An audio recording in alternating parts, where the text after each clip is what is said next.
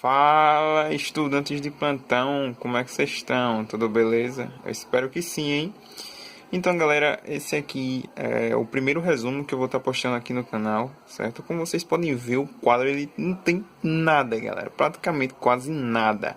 Então vai ser um resumo bem simples, bem produtivo, e eu espero que vocês possam aproveitar. E se tiverem alguma dúvida, me chamem no grupo do WhatsApp, que eu vou estar deixando o link aqui na descrição. Ou se então, deixe nos comentários desse vídeo, beleza? Antes de começar no assunto sobre átomo propriamente dito, eu gostaria de relembrar para alguns de vocês, acredito eu que já tenham estudado sobre as leis ponderais. Lavoisier falava que na natureza nada se cria, nada se perde, tudo se transforma. Ou seja, por exemplo, se eu pegar um pedaço de madeira e tocar fogo nele, a madeira ela vai queimar, ela vai se transformar, ela vai ter uma outra forma. Porém, os componentes químicos que formavam a madeira vão ser os mesmos no final do processo.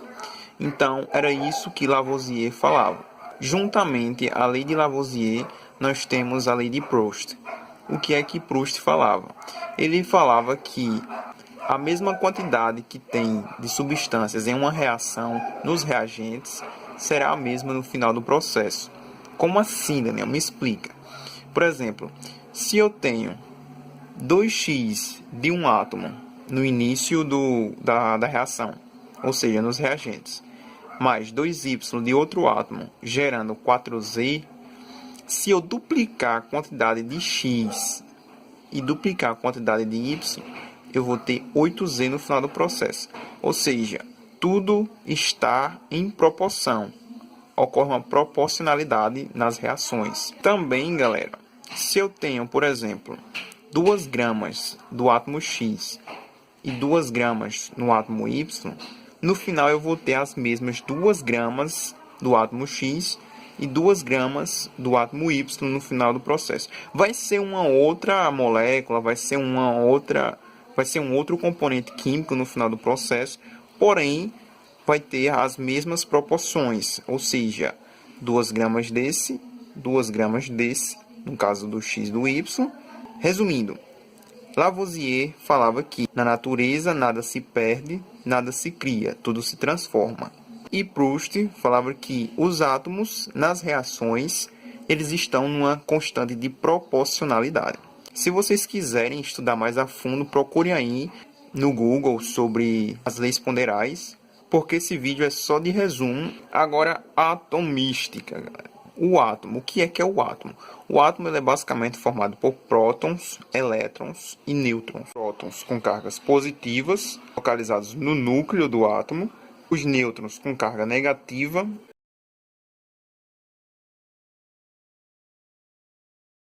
localizados juntamente com os prótons no núcleo do átomo. Os nêutrons eles servem para separar, para neutralizar as cargas positivas de se atraírem no núcleo, ou seja, os prótons. Os elétrons eles estão localizados na eletrosfera. O que é a eletrosfera? A eletrosfera é nada mais nada menos o espaço em que os elétrons estão localizados, estão circulando. Dalton, ele falava que a matéria é constituída por átomos, ou seja, por partículas pequenas. Em sua teoria, ele comparou o átomo a uma bola de bilhar, maciça e indivisível. Ou seja, para Dalton, o átomo ele era basicamente indivisível, não possuía elétrons e era o principal constituinte da matéria. Thomson ele foi o primeiro a descobrir os elétrons. Em sua teoria, ele comparou o átomo a um pudim de passas. Como assim? Deixa eu dar um zoom aqui para explicar melhor para vocês.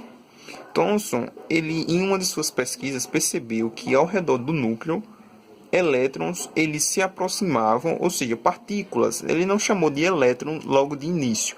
Ele observou partículas se aproximarem, rodearem o núcleo do átomo. Daí eu coloquei essa experiênciazinha aqui para vocês, baseada nas pesquisas de Thomson. O âmbar atritado com um pedaço de pano encostado de uma bolinha de papel. Se vocês pesquisarem no YouTube, vocês vão ver essa experiência aí e vocês vão perceber que ao atritar o âmbar num pedaço de pano, e depois encostar nos pedacinhos de papel, ele vai atrair os pedacinhos de papel por causa dos elétrons. Então é basicamente isso, a teoria de Thomson. Ele percebeu que ao redor do núcleo do átomo tinha-se um campo elétrico em que partículas se aproximavam. Rutherford, através de suas experiências com radioatividade, com inicialmente um pedaço de polônio, ele observou que o pedaço de polônio liberava radioatividade e essas radiações alfa, beta e gama, passadas por um pedaço de metal com um furo, eram desviadas as radiações por algum tipo de partícula. E qual partículas eram essas? Os chamados elétrons. Então o que acontece? Rutherford ele observou que os elétrons eles possuíam movimento. Ele meio que aprimorou os estudos de Thomson. Cada cientista, galera, eles foram muito importantes para o estudo do outro. Ou seja, não existe um modelo atômico certo. Cada modelo atômico foi de suma importância para a gente ter o modelo atual, que é o de Rutherford-Bohr. Eu vou falar para vocês daqui a pouquinho. Resumindo, Rutherford, em uma de suas experiências com radioatividade, a partir de um pedaço de polônio, observou que ele liberava radioatividade e essas radiações, alfa, beta e gama, desviavam nesse pedacinho de ouro aqui, ó. Isso aqui, se vocês pesquisarem aí no Google também, vocês vão observar como é bem direitinho. Eu fiz só um resumozinho aqui para vocês entenderem melhor. Rutherford-Bohr. Bom, Rutherford-Bohr, o modelo atômico dele é basicamente o que a gente utiliza hoje em dia, porque ele é o mais completo e envolve todas as partículas do átomo. O que é que Rutherford-Bohr, no caso Bohr, ele foi um cientista que aprimorou os estudos de Rutherford. E o que foi que ele observou? Ele observou que, assim como Rutherford, os elétrons possuíam movimento.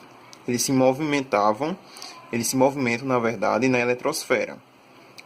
Como vocês podem perceber, esses pontinhos aqui que estão com esse envoltório vermelho são os elétrons, certo?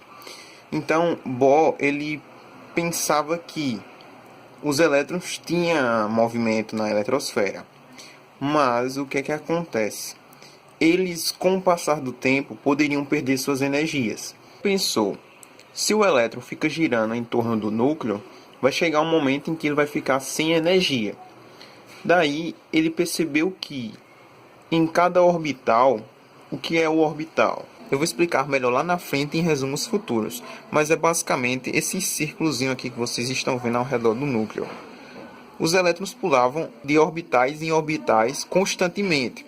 Daí, não era apenas isso. Nosso olho humano ele é capaz de enxergar de 400 a 700 nanômetros. E os elétrons eles conseguem liberar comprimentos de onda maior do que 700 nanômetros. Ou seja, a gente não é capaz de enxergar esses tipos de ondas. Bohr observou que a cada orbital que o elétron ele pulava, ele apresentava uma cor diferente. O elétron, ao pular de orbital, se apresentava de uma cor diferente das outras. Nesse orbital, ele apresentava uma cor. Nesse outro orbital, o mais interno, ele apresentava outra cor. E assim sucessivamente, apresentando cores diferentes. O meu resumo sobre leis ponderais e atomística. Mais pra frente eu vou estar gravando algumas aulinhas mais complexas. Espero que vocês tenham gostado. Deixa seu like se gostou. Compartilhem para quem precisa desse conteúdo. Deixem sugestões nos comentários desse vídeo. E até a próxima, galera. Fiquem com Deus e valeu!